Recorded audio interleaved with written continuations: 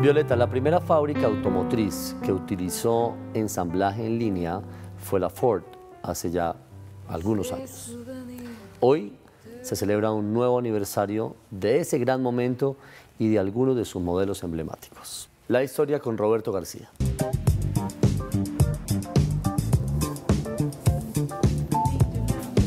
Violeta, Yamit, Andrés, buenas noches. Estuve buscando cualquier pretexto para hablar de carros, porque los amantes de carros todos los días somos más.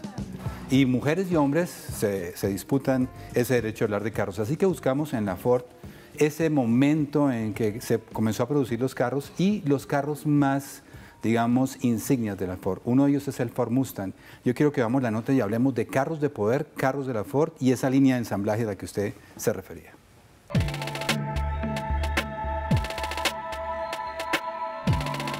Una de las empresas responsables de instaurar y aprovechar la llamada cinta de ensamblaje fue la Ford Motor, fundada en Detroit, Michigan, por Henry Ford y 11 inversionistas en 1903. Esta empresa se convirtió poco a poco en una de las grandes del mercado automotor y fue gracias al modelo T que comenzó a conquistar el mercado mundial desde 1908. Cerca de 250.000 unidades de este modelo fueron ensambladas y producidas en grandes fábricas que con el paso de los años se modernizaron de tal manera que lograron disminuir el tiempo de ensamble de un chasis de 12 horas a tan solo 100 minutos, poco más de 1 hora 40 minutos. El modelo T se ensambló hasta finales de la década de los años 20 con la cifra récord de 15 millones de carros fabricados.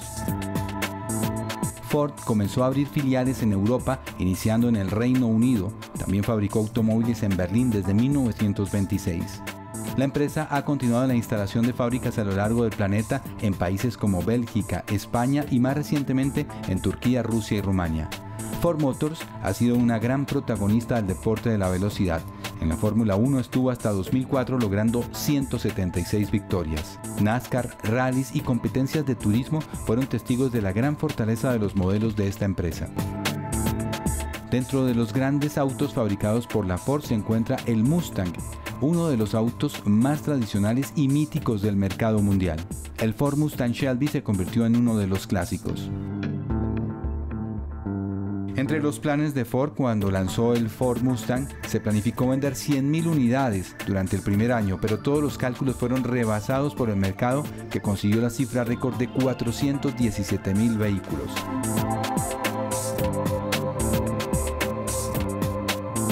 El modelo de 1967 es considerado por muchos como el mejor diseño de Mustang de esa época y tal vez de todas.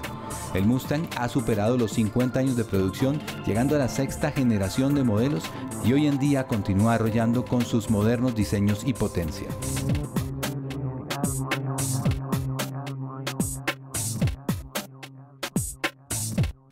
Roberto, entonces, ¿cuál sería el carro más vendido de la Ford en la historia que lleva? Hubo varios modelos, el modelo A, el modelo T, y sin lugar a dudas el Ford Mustang es uno de los más vendidos porque, como lo decíamos al principio, ya son medio siglo produciendo Ford Mustang y no se cansan.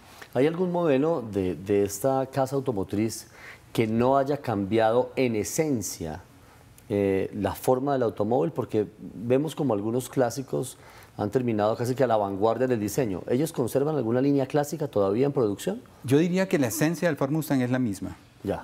Similar en todos sus aspectos, pero el sexto modelo de la 6ª generación, obviamente, que es mucho más moderna, con mucho mejor diseño, pero la esencia es la misma.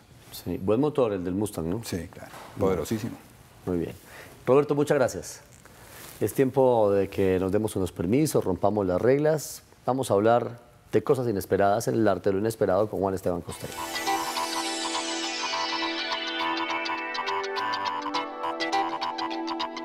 Hola, Yamit. Hoy quiero iniciar una especie de serie sobre libros que se ocupan de los libros. Literatura escrita sobre ese universo maravilloso de un objeto que se remonta en la historia a los viejos rollos romanos, a las tabletas de la antigüedad tardía, a los códices, a los manuscritos iluminados de la Edad Media y luego a ese libro impreso que desde el siglo XV ha hecho más universal y accesible la cultura y más feliz y digna la vida de tanta gente.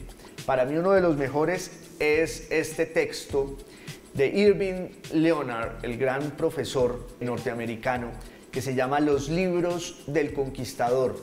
Es un texto clásico publicado en español por el Fondo de Cultura Económica de México y en el que Leonard nos cuenta cuál era la mentalidad, cuáles eran los referentes, cuáles eran las lecturas de esos soldados de fortuna que cruzaron el mar desde el descubrimiento de América para conquistar y colonizar y poblar lo que hoy llamamos América.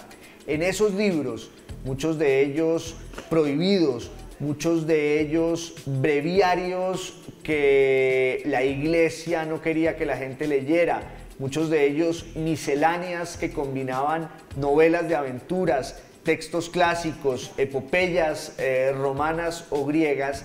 En esos libros está la explicación de cómo era esa gente que venía acá y que les daba a los lugares los nombres de los sitios que iba encontrando en esos poemas en los que aparece Oriana, en los que aparecen las Amazonas, en los que está Roncesvalles, en los que está la Tebaida. O sea que si queremos entender de verdad qué fue la conquista y cómo fue la conquista, lo mejor es saber cómo eran los conquistadores. Y en sus bibliotecas ambulantes, en sus libros que llevaban en los barcos y en el alma, está una explicación perfecta de eso. Y digamos que Irving Leonard nos cuenta esa historia de manera magistral en este clásico que hoy recomiendo y con el que empiezo una serie de libros sobre libros. Juan Esteban, muchas gracias. Muy interesante. Otra opción que nos dan las bibliotecas, otro misterio. Vamos a ir una pausa y ya volvemos con más aquí en GPS.